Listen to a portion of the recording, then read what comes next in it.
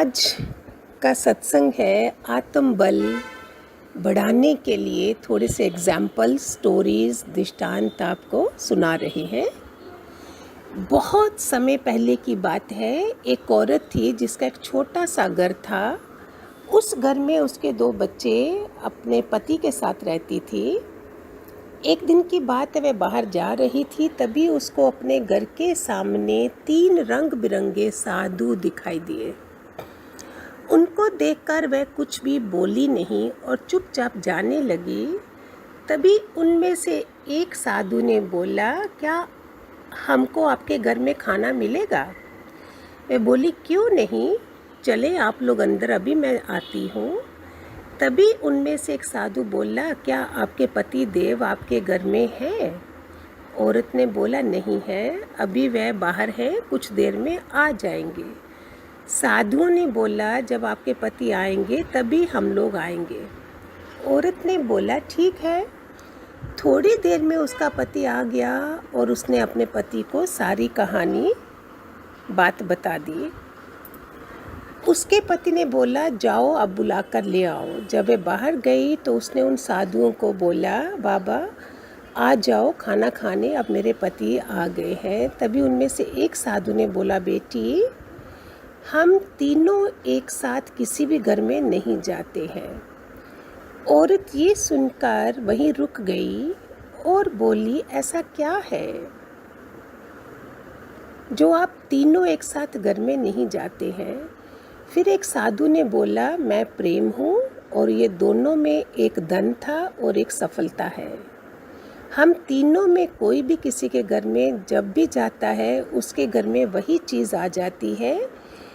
औरत बहुत ही खुश हो गई और बोली, आप लोग यहीं रहो, मैं अपने पति से पूछ कर आती हूँ। वह दौड़ते हुए गई और अपने पति के पास गई, सारी बात बताई। तब पति ने बोला, धन वाले साधु को बुला लेते हैं। लेकिन पत्नी ने कहा, सफलता वाले साधु को बुला लेते हैं, सफलता मिल जाएगी तो धन अपने आप आ जाएगा। फिर दोनों में बहुत लंबी बहस के बाद सोचा, क्यों ना धन और सफलता दोनों को एक साथ बुला लें। इसके बाद वह औरत बाहर आई और बोली, हम धन और सफलता दोनों को एक साथ ले जाना चाहते हैं। ये बात सुनकर तीनों साधु मुस्कुरा दिए और बोले, बेटा अब हम में से कोई भी नहीं जाएगा, क्योंकि हम लोग उनके घर कभी नहीं जाते जो लोग धन और सफलता को एक साथ बुलाते हैं। ये बात सुनकर उस औरत को बहुत ही अफसोस हुआ और उदास मन से घर में चली गई। इस कहानी से हम लोगों को यही सीख मिलती है कि कभी भी लालच में आकर कोई काम ना करें। अगर वह औरत प्रेम को घर में बुला लेती तो धन और सफलता दोनों उसके साथ अपने आप आ जाते। प्रेम से जो दुनिया को जीतता है वही सफलता पाता है। तो उसने क्या गलती करी, लालच कर दिया धन और सफलता के लिए। तो नहीं सोचा कि प्रेम से तो दुनिया को जीता जा सकता है। एक फ़कीर की कहानी है। एक फ़कीर था, उसके दोनों बाजू नहीं थे। उस बाग में मच्छर भी बहुत होते थे। मैंने कई बार देखा उस फ़कीर को आवाज़ देकर माथा झुकाकर वह पैसा मांगता था। एक बार उस फ़कीर से पूछा किसी ने, पैसे तो मांग लेते हो, रोटी कैसे खाते हो?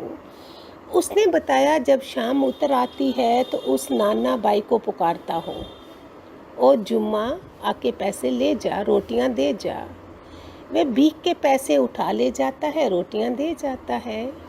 मैंने पूछा, खाते कैसे हो बिना हाथों के? वो बोला, खुद तो खा नहीं सकता, आने जाने वालों को आवाज़ देता हूँ, ओ आने जाने वालों, प्रभु तुम्हारे हाथ बनाए रखे, मेरे ऊपर दया करो, रोटी खिला दो मुझे, मेरे हाथ नहीं है। हर कोई तो सुनता नहीं, लेकिन किसी किसी को तरस आ जाता है। वह प्रभु का प्यारा मेरे पास आ बैठता है और ग्रास तोड़कर मेरे मुंह में डालता जाता है और मैं खा लेता हूँ। सुनकर दिल भर आता है कि ये क्या है। उसने पूछा, पानी कैसे पीते हो? उसने बताया, इस घड़े को टांग के सहारे झुका देता हूँ तो प्याला भर जाता है, तब पशुओं की तरह झुककर पानी पी लेता हूँ। तो उस आदमी ने पूछा, जहाँ मच्छर बहुत हैं, यदि मच्छर लड़ जाए तो क्या करते हो? बोला, ये जब शरीर को ज़मीन पर रगड़ता हूँ, पानी से निकली मछली की तरह लौटता और तड़पता हूँ, तो हाय, केवल 2 हाथ ना होने से कितनी दुर्गति होती है। अरे इस शरीर, कैसी हालत है इस शरीर की, इसकी निंदा मत करो, ये तो अनमोल रतन है। शरीर का हर अंग कितना कीमती है कि संसार का कोई भी खजाना इसका मोल नहीं चुका सकता। परंतु ये भी तो सोचो कि ये शरीर मिला किस लिए है, इसका हर अंग उपयोगी है, इनका उपयोग करो। सत्संग के तरीके से तो ये शरीर मिला ही सत्संग जाने के लिए है। पिछली कितनी आपको गाथाएं सुनाई हैं, जो जितने साल का गया, जो भगवान के लेखे सत्संग में टाइम दिया हमने, वही भगवान के लेखे हैं। बाकी समय तो संसार की तरह हमारा गया। ये आंखें पापों को ढूंढने के लिए नहीं है, नहीं मिली है। कान निंदा करने के लिए नहीं, सुनने के लिए नहीं मिले हैं। हाथ दूसरों का गला दबाने के लिए नहीं मिले हैं। ये मन भी अहंकार में डूबने या मोह माया में फंसने को नहीं मिला है। ये आँख सच्चे सतगुरु की खोज के लिए मिली है, जो हमें परमात्मा के बताए मार्ग पर चलने के लिए सिखाए। ये हाथ प्राणी मात्र की सेवा करने को मिले हैं। ये पैर उस रास्ते पर चलने को मिले हैं जो परम पद तक आ जाता है। ये कान उस संदेश सुनने को मिले जिससे परम पद पाने का मार्ग बताया जाता है। ये जीवा प्रभु का गुणगान करने को मिली है। ये मन उस प्रभु को लगातार शुक्र और सिमरन करने को मिला है। प्रभु तेरा शुक्र है, लाख लाख शुक्र है। ये कहानी एक लालची ग्वाले की है। बहुत समय पहले की बात है। एक ग्वाला था जिसके पास बहुत सी गायें थी, लेकिन वह बहुत ही लालची था। एक दिन की बात है कि वह अपनी गाय को लेकर पहाड़ों पर गया और उसको घास खाने के लिए छोड़ दिया, सभी गायों को। अभी कुछ ही समय हुआ था, बहुत तेज़ बारिश होने लगी और वह जाकर गुफा में घुस गया। उसने वह देखा कि बहुत सी अच्छी नस्ल की गाय हैं। वह अपने इधर उधर देखा, जब कोई नज़र नहीं आया तो सोचा, इन गायों को लेकर मैं, जितनी काउस थी वो मैं लेकर जाऊंगा। फिर क्या, उसने उनके लिए खाने का इंतज़ाम करने लगा। उसने अपने गायों को बोला, तुम लोग अब जहाँ से जाओ, मुझको अच्छी नस्ल की गाय मिल गई है जो ढेर सारा दूध देंगी और मैं अपने गांव का सबसे अमीर इंसान बन जाऊंगा। फिर क्या था, उसने बहुत सारे घास का इकट्ठा किया, गुफा में लेकर गया। उसके बाद उसने वे सब गांव को दे दिया। थोड़ी देर बाद बारिश बंद हो गई। वह गुफा से गांव को निकालने लगा। एक आदमी आया और बोला, क्या कर रहे हो? ग्वाला ने बोला, अपनी गांव को निकाल रहा हूँ।